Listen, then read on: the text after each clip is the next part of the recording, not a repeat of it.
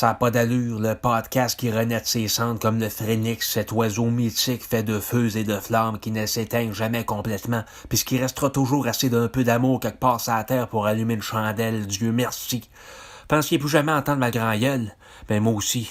Moi aussi, j'aurais espéré avoir été capable d'atteindre un niveau de quiétude et de plénitude qui m'aurait permis de me taire à jamais. Mais non, faut que je recommence le podcast pour mettre les choses au clair. Je suis pas allé au Brésil comme je l'avais dit que j'étais pour faire.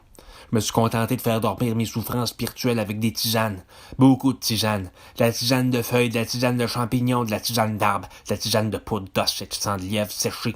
Beaucoup de tisanes pour détoxifier mon corps, pour nettoyer mon âme, pour qu'il me reste rien de négatif dans les pensées.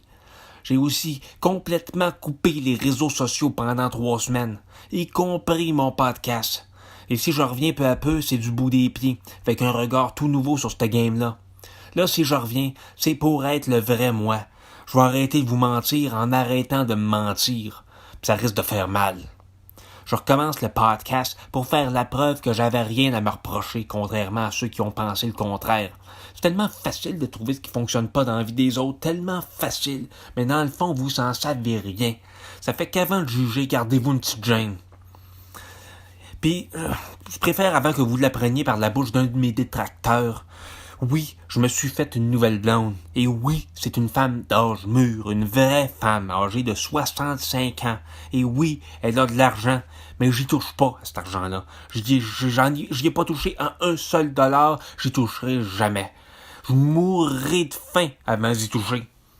Elle s'appelle Isabelle. On s'est rencontrés à l'atelier de peinture libre. C'est une femme très créative. C'est un enfant de la lune.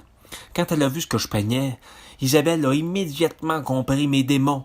Pour une fois, c'était quelqu'un que ça ne l'a pas fait fuir. Elle m'a tendu la main. Depuis ce moment-là, on se voit à tous les jours. On songe même à déménager ensemble, c'est-à-dire que je déménage chez elle.